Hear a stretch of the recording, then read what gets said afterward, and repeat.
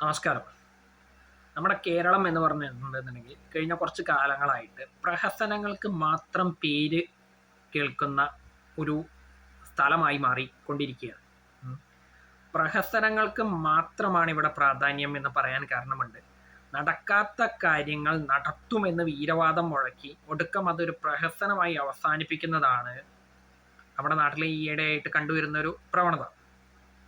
അതിൽ അവസാനത്തേത് എന്ന് വേണമെങ്കിൽ നമുക്ക് എഴുതി ചേർക്കാൻ കഴിയുന്നത് ദിവസങ്ങൾക്ക് മുൻപ് അവസാനിച്ചൊരു പദ്ധതി കൂടിയാണ്. 2024 ഒക്ടോബർ 2 ഗാന്ധി ജയന്തി ദിനത്തിൽ തുടങ്ങി അന്താരാഷ്ട്ര മാലിന്യമുക്ത ദിനമായിട്ടുള്ള മാർച്ച് 30 2025 കൈവരിക്കുമെന്ന് പറഞ്ഞൊരു നേട്ടമാണ് കേരളം മാലിന്യമുക്തം. നടപ്പായിട്ടില്ല എന്ന് മാത്രമല്ല, അതിൻ്റെ പേരിൽ കുറേ വീരവാദങ്ങൾ മുഴക്കുകയും കുറേ പ്രഹസനങ്ങൾ നടത്തുകയും ചെയ്തിട്ടുണ്ടായിരുന്നു നമ്മുടെ സംസ്ഥാനത്ത്. ചായക്കോപ്പയിലെ കൊടുങ്കാറ്റ് പോലെ തുടക്കം വലിയ ഗംഭീരമായിട്ട് നടത്തുകയും എന്നാൽ അതിൻ്റെ കൃത്യമായൊരു അവലോകനം നടത്താതെ ആ പദ്ധതി എന്നേക്കുമായി ചവിട്ടുകൊട്ടയിലെറിയുന്ന ഒരു അവസ്ഥയിലേക്ക് എത്തിയിട്ടുണ്ട്. കേരളം മാലിന്യമുക്തമല്ല എന്നതാണ് ഞാൻ മനസ്സിലാക്കിയിട്ടുള്ളത്. ആ ആക്കാനൊട്ട് ഇവിടുത്തെ ഒരു സംവിധാനങ്ങളെ കൊണ്ടും ഈ ജന്മത്ത് സാധിക്കില്ല എന്നാണ് ഞാൻ പറഞ്ഞു വരുന്നത്. അങ്ങനെ ആയിരുന്നുവെങ്കിൽ, അങ്ങനെ നടപ്പാക്കാൻ കഴിയുമായിരുന്നുവെങ്കിൽ ദിവസങ്ങൾക്ക് മുൻപ് ഒരു പ്രശസ്ത ഗായകന് ഇത്തരത്തിൽ മാലിന്യം വലിച്ചെറിഞ്ഞു എന്നുള്ള പേരിൽ പിഴ കേരള സംസ്ഥാനത്ത് നിന്ന് ചുമത്തില്ലായിരുന്നു. അത് മാത്രമല്ല, ഇനി അഥവാ ഇത് പദ്ധതി ഈ നടത്തിയ അല്ലെങ്കിൽ ഈ മാലിന്യമുക്ത കേരളം പദ്ധതി വിജയിച്ചാൽ തന്നെ അത് ഒരുപാട് പേരുടെ അന്നം മുട്ടിക്കുന്ന ഒരു പരിപാടി കൂടിയാണ്. അതിൽ തന്നെ സർക്കാരിന് വേണ്ടി ജോലി ചെയ്യുന്ന ആളുകൾ വരെയുണ്ട്. അവരുടെ കുടുംബം പട്ടിണിയിലേക്ക് എത്തുകയും ചെയ്യും. ഞാൻ പറഞ്ഞു വരുന്നത് ഹരിത കർമ്മസേന അംഗങ്ങളെ കുറിച്ചാണ്, അല്ലെങ്കിൽ ആ ഒരു സംവിധാനത്തെക്കുറിച്ചാണ്. അവരുടെ ലക്ഷ്യം അല്ലെങ്കിൽ അവർക്ക് കൊടുത്തിട്ടുള്ള ഉത്തരവാദിത്തം എന്ന് പറയുന്നത് മാലിന്യം ശേഖരിക്കുക എന്നുള്ളതാണ്. കേരളം മാലിന്യമുക്തമായിട്ടുണ്ടെങ്കിൽ അവരുടെ തൊഴിൽ നഷ്ടപ്പെടും എന്നാണ് ഞാൻ മനസ്സിലാക്കുന്നത്. അപ്പോൾ അവരുടെ കുടുംബമൊക്കെ പട്ടിണിയാവും. അതിൽ ജോലി ചെയ്യുന്ന ഹരിത കർമ്മസേന അംഗങ്ങളുടെ കുടുംബങ്ങൾ മുഴുവൻ പട്ടിണിയിലാവും. അത് മാത്രമല്ല, ഇനി അങ്ങനെ സംസ്ഥാന സർക്കാർ മുന്നിട്ടിറങ്ങി ഇത് പ്രഖ്യാപിക്കുകയാണെങ്കിൽ കുറച്ചെങ്കിലും ഉളുപ്പും മാനം ഉണ്ടെന്നുണ്ടെങ്കിൽ ഒരു കാര്യം കൂടി ചെയ്യണം. ഈ ഹരിത കർമ്മസേന അംഗങ്ങളെ മുഴുവൻ പിൻവലിക്കണം. ആ സേനയെ പിരിച്ചുവിടണം. അതിൻ്റെ പേരിൽ നടത്തുന്ന പണപ്പിരിവ് കൂടി ഒന്ന് അവസാനിപ്പിക്കാൻ ധൈര്യം കാണിക്കണം. നട്ടിലുള്ളവരാണ് ഭരിക്കുന്നതെങ്കിൽ അത് കൂടി ഒന്ന് കാണിച്ചു കഴിഞ്ഞാൽ വളരെയധികം ഉപകാരമാണ്. ഈ ഇല്ലാത്ത പ്രഖ്യാപനങ്ങൾ മുഴുവൻ നടത്തുന്നതിന് പകരം ഏതെങ്കിലുമൊക്കെ കാര്യങ്ങൾ നടപ്പാക്കി കാണിച്ച് മാത്രം അതിൻ്റെ ക്രെഡിറ്റ് എടുക്കുന്നതാണ് കുറച്ചുകൂടി ഉചിതമെന്നാണ് ഞാൻ മനസ്സിലാക്കിയിട്ടുള്ളത്. അതാണ് എൻ്റെ ഒരു അഭിപ്രായം. ഇതിപ്പോൾ സംസ്ഥാന സർക്കാർ വിമർശിച്ചു എന്ന് മാത്രമല്ല, അവരെ മാത്രമായിട്ട് വിമർശിക്കുന്നില്ല. എല്ലാ സ്ഥലത്തും ഇതൊക്കെ തന്നെയാണ്. പ്രഖ്യാപനം നടത്താൻ മാത്രമേ ഇവിടുത്തെ രാഷ്ട്രീയക്കാരെ കൊണ്ടൊക്കെ കഴിഞ്ഞിട്ടുള്ളൂ. അത് നടപ്പാക്കി കാണിക്കണമെങ്കിൽ കുറച്ചൊക്കെ ആർജവം വേണം. അത് ഇല്ലാത്തവർ ഈ പൊട്ട വാഗ്ദാനങ്ങൾ, മോഹന സുന്ദര വാഗ്ദാനങ്ങൾ നടപ്പാക്കാൻ കഴിയാത്തൊന്നും കൊടുക്കരുത് ആർക്കും. പിന്നെ ഒരു പദ്ധതി പ്രഖ്യാപിച്ചിട്ടുണ്ടെന്നുണ്ടെങ്കിൽ അത് കൃത്യമായ രീതിയിൽ അവലോകനം നടത്തി അത് പൂർത്തീകരിക്കാൻ കഴിയണം. അതല്ലാന്നുണ്ടെങ്കിൽ ഇതിനെ പ്രഹസനം, ഇത്തരം തുടങ്ങി വയ്ക്കുന്ന പദ്ധതികളെ മുഴുവൻ പ്രഹസനം എന്ന് മാത്രമേ വിളിക്കാൻ കഴിയുള്ളൂ. അപ്പോൾ ഈ മാലിന്യമുക്ത കേരളം പദ്ധതിയിൽ തന്നെ ആലോചിച്ച് നോക്കുന്നു. കേരളത്തിൽ മാലിന്യമില്ല അല്ലെങ്കിൽ കേരളം മാലിന്യമുക്തമായി എന്ന് പ്രഖ്യാപിക്കണമെങ്കിൽ നമ്മുടെ ചുറ്റുവട്ടത്ത് എവിടെയും മാലിന്യം ഉണ്ടാവാൻ പാടില്ല. ഇപ്പോൾ എൻ്റെ വീടിൻ്റെ മുന്നിലടക്കം ഹരിത കർമ്മസേന അംഗങ്ങൾ വീട്ടിൽ നിന്ന് ശേഖരിച്ചത്, എൻ്റെ വീട്ടിൽ നിന്ന് മാത്രമല്ല ചുറ്റുവട്ടത്തെ വീട്ടിൽ നിന്ന് അടക്കം ശേഖരിച്ച മാലിന്യം ഇവിടെ കുന്നുകൂട്ടിയിട്ടിട്ടുണ്ട്. അറിയോ? റോട്ടും പക്കത്തും കാണാം. വീടിൻ്റെ അയൽവക്കത്തുള്ള റോഡ്, മുന്നിൽ കൂടെ പോകുന്ന പഞ്ചായത്ത് റോഡിൽ കാണാം. ആലോചിച്ച് നോക്കണം. ഇതേപോലെ തന്നെയാണ് പ്ലാസ്റ്റിക് നിർമ്മാർജ്ജനം, പ്ലാസ്റ്റിക് വിമുക്തം എന്നൊക്കെ പറയുന്നത്. ഇതൊന്നും നടപ്പാക്കാൻ കഴിയില്ല. കാരണം ഇതിനൊക്കെ ഒരു കൃത്യമായ സംവിധാനം, മറ്റു ബദൽ മാർഗങ്ങൾ ഉണ്ടാക്കിയ ശേഷം മാത്രമേ ഇതൊക്കെ ചെയ്യാൻ കഴിയുള്ളൂ. ഇത്തരം പദ്ധതികളൊക്കെ നടപ്പാക്കണമെങ്കിൽ ഇതിനൊക്കെ പ്ലാസ്റ്റിക് നിർമ്മാർജ്ജനമാണ് ലക്ഷ്യമെങ്കിൽ, അല്ലെങ്കിൽ മാലിന്യ നിർമ്മാർജ്ജനമാണ് ലക്ഷ്യമെങ്കിൽ മാലിന്യം ഒഴിവാക്കാനുള്ള സംവിധാനം ആദ്യം ഉണ്ടാക്കണം. ഇവിടെ മാലിന്യം ഒഴിവാക്കാൻ എന്തേ ഉള്ളൂ, ഇവിടുന്ന് വാങ്ങിയിട്ട് അപ്പുറത്ത് കൊണ്ടുപോയി കൂട്ടിയിടുക എന്നല്ലാതെ അത് കൃത്യമായിട്ടൊന്നും നടപ്പാക്കി കാണിച്ചിട്ടില്ല. ഇത് ഒരിക്കലും നടക്കാൻ കഴിയാത്ത അല്ലെങ്കിൽ നടപ്പാക്കാൻ കഴിയാത്ത പദ്ധതികളാണ് ഇതൊക്കെ. കാരണം എന്താ വെച്ചാൽ അതിനുള്ള സംവിധാനങ്ങൾ നമ്മുടെ നാട്ടിലില്ല. ആദ്യം അതിനുള്ള അടിസ്ഥാന സൗകര്യങ്ങളും സംവിധാനങ്ങളും ഉണ്ടാക്കിയ ശേഷം മാത്രം ഇത്തരം പദ്ധതികൾ ആരംഭിക്കണം. എന്നിട്ട് അത് വിജയിച്ചു കഴിഞ്ഞാൽ മാത്രം എന്ത് പ്രഖ്യാപിക്കുക, മാലിന്യം വിമുക്തമായിട്ടുള്ള ജില്ലയായിട്ടുണ്ട്, അല്ലെങ്കിൽ പഞ്ചായത്തായിട്ടുണ്ട്, അല്ലെങ്കിൽ സംസ്ഥാനമായിട്ടുണ്ട്.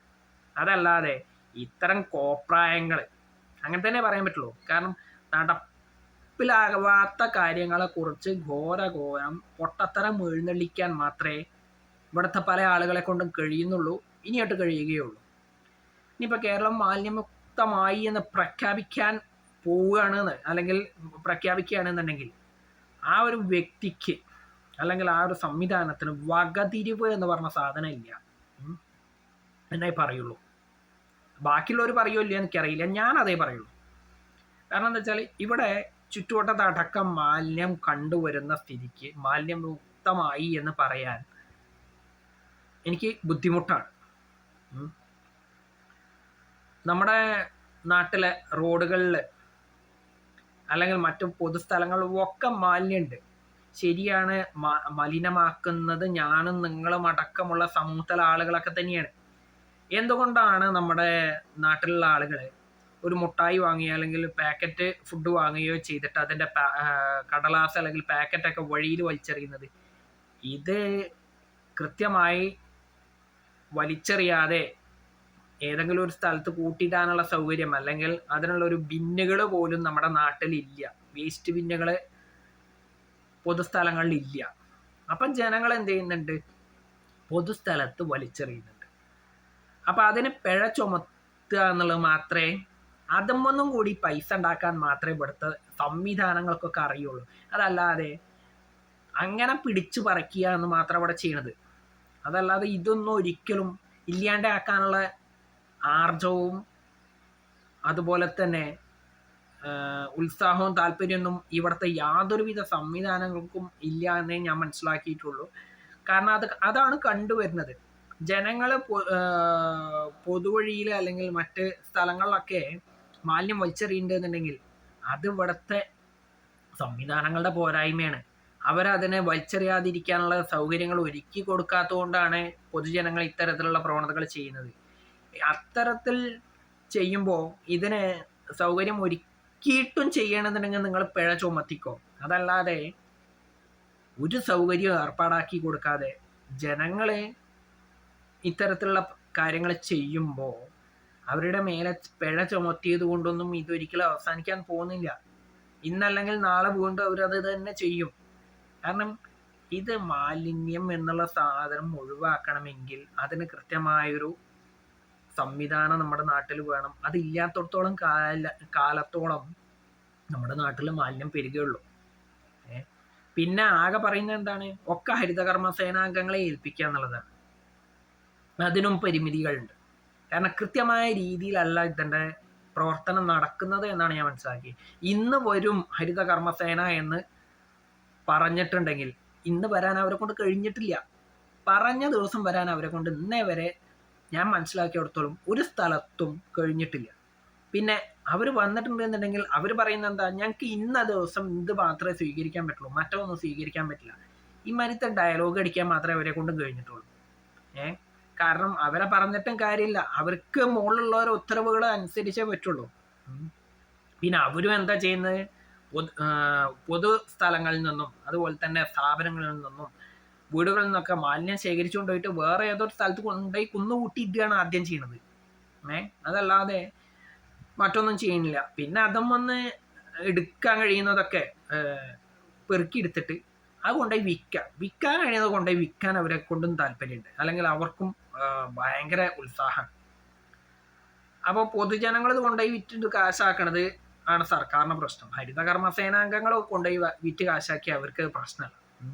പിന്നെ അവരെ പറഞ്ഞിട്ടും കാര്യമില്ല കേട്ടോ. കൃത്യമായിട്ട് വേതനം അവർക്ക് കിട്ടാത്തതുകൊണ്ടാണ് അവരെന്ത് ചെയ്യുന്നത്.